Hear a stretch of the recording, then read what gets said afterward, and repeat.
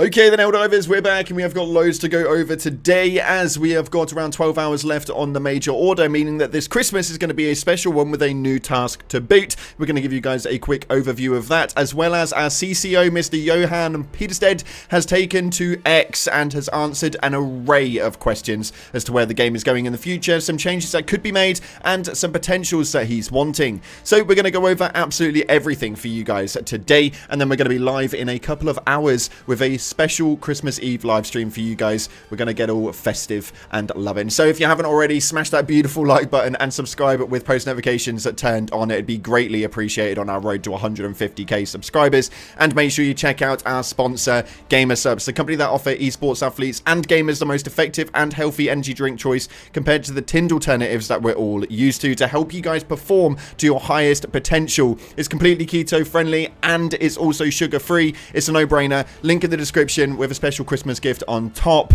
Use code CloudPlays at checkout for a cheeky discount. With that being said, let's dive on into the game and see exactly what it is that's happening right now in Helldivers 2. So starting off on the Galactic War map right now, we have now finally liberated Fenrir 3 and Errata Prime, meaning that the major order is now en route to completion with 12 hours and 57 minutes at the point of recording. The defense campaign heading over on Boar Rock is obviously in play, but I don't think that these two planets are going to be touched anytime soon. Maybe they're in the festive spirit, but it doesn't seem like the Terminids are going to be taking this one back, as the only planet linked into it is currently in the gloom, so we have no idea what's going on there. But it does seem that Meridia is going to be left on its own, as the black hole is venturing out into a more static placement.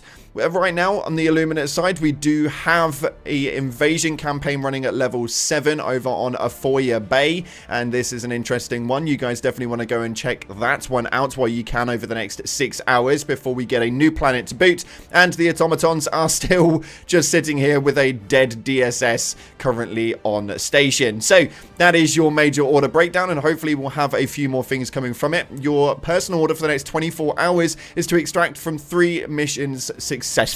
It's really simple. Just jump on in. It's about an hour play. Nice and easy to complete. Nonetheless, so let's dive on into the back ends of the game and what it is that the development team are saying right now. So over on X, aka Twitter, we have had a massive Q&A movement coming from Johan Peterstedt, our CCO of Arrowhead, and he answered a load of questions. Oddly, one of them actually spoke about Helldivers 3 coming in 2032, and it will have 8 players and swimming, which is absolutely baffling why that was even a conversation being had, as obviously the previous to it was with regards to having 8 players inside of the game, of which he did confirm that it's not going to be a viable option due to the engine, network and architecture, UI performance and difficulty that can't cope with an 8-player co-op. So they closed that one off, but he did reply with this stating, "We are growing Helldivers 2 into Helldivers 3, so you actually may be correct, except maybe swimming. I don't think it's possible to swim in heavy plate carrier with rifle and support weapons. Also, all of our games have had the thing about the protagonist not being able to swim." I mean, he holds a solid point, and that's really cool to know, because I actually never noticed that their main protagonists were never able to swim. So that's obviously now been confirmed.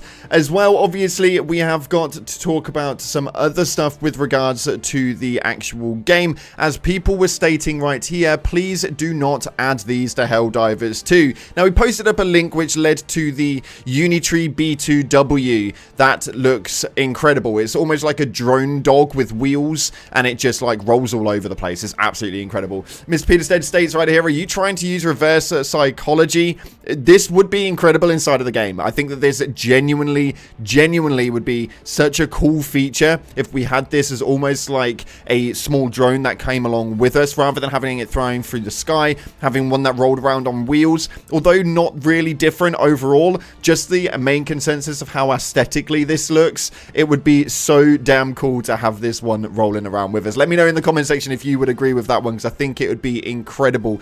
And a really good question with regards to Liberty themed radio for the FRV. This would be something which I would actually love to hear. I think that this is sometimes the smaller details that make a massive difference, but to be able to rock out to some Super Earth music while driving around would definitely make it a lot more aesthetically pleasing. And Peterstead states, yes, that has been on the drawing board for some time, but is yet to be decided on. So my partake on this, Johan, is 100%, 110% get that radio inside of that vehicle. It would make liberating so much more democratic. And I don't want to put a negative spin on any of these videos, because right now Helldivers 2 is doing an incredible job, but somebody did put a very rude comment in there and actually stated that they were going to be very rude. It states right here, Johan, I'm going to be very rude here, but why is it that every single armor you guys produce is bugged or flawed? You have yet to release a single armor that doesn't have some sort of bug or flaw with the meshes and or the textures. Doesn't this stuff go through QA? Now, not only is that completely out of the festive spirit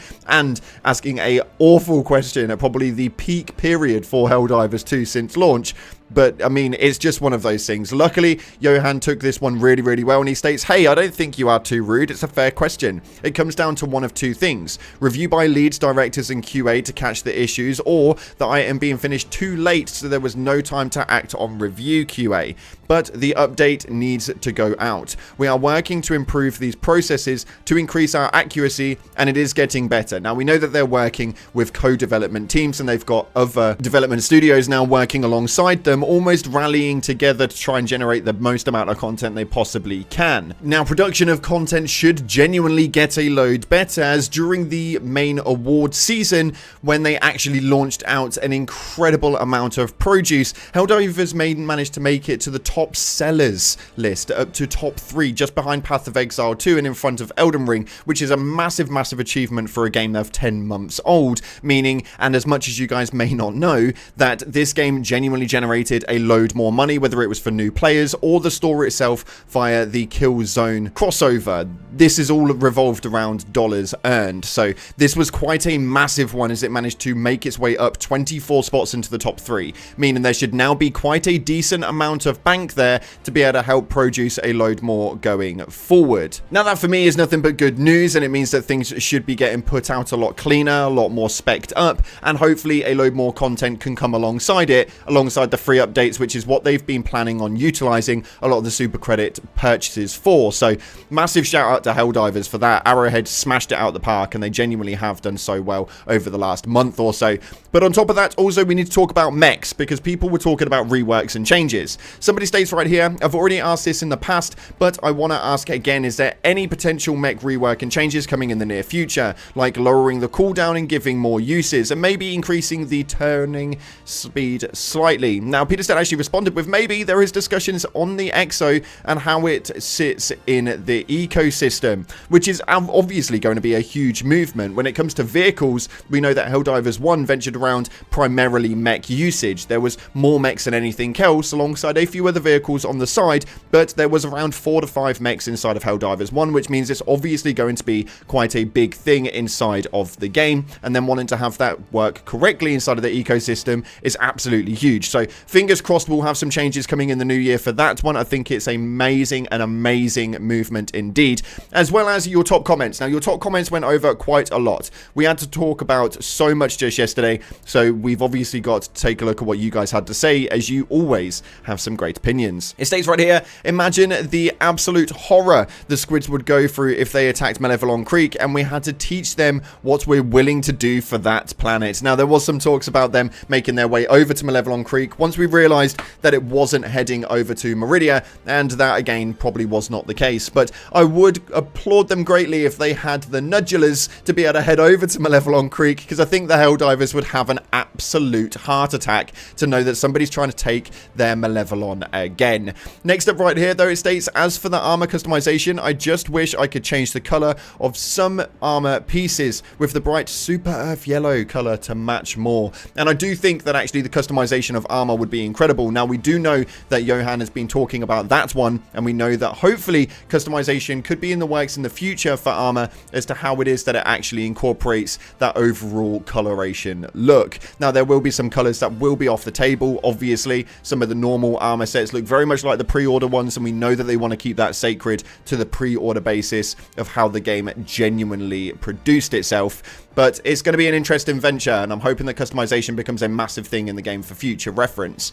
Next up right here, though, it states, I think weapon system, they're probably going to go with something similar to HD1, where you had to spend your samples for a larger mag, or more damage with beams, or faster call-in times. The ship already does this, but not with weapons. Now, I think that this would be really, really cool, and that's probably what we're looking at the other monitors for, as we know the customization of where we can switch up our armor sets, where we can switch up our weapons, and all of that good stuff with the voice cards and stuff. We know that there's screens opposite, and I would suggest that that's probably where the weapon customization is going to lie. You can obviously head over to that screen, change up the weapons and how they look, add in the new pieces, spend your currency, and then head back to the other screen and then switch your weapons in and out. Now, this would obviously be quite interesting, because if you are carrying that weapon and happen to die, other people can pick it up, they can test out different attachments, so on and so forth. So how that one's going to operate, we'll have to wait and see, but weapon customization is really, really, really high up on my list for how the game can actually play out. Unfortunately, that's all we got time for today. I want to wish you guys an incredible Christmas tomorrow if you don't watch the content between now and then. Thank you so much for all your support this year. It's been amazing, and I cannot wait to see your faces. We will be live in a few hours to come and play some games with you and get some conversations going with what's happening at the minute, but nonetheless, thank you so much again for watching, guys. If you haven't already, smash the like button, subscribe, post notifications turned on. Appreciate your faces, and as always, I'll see you in the clouds.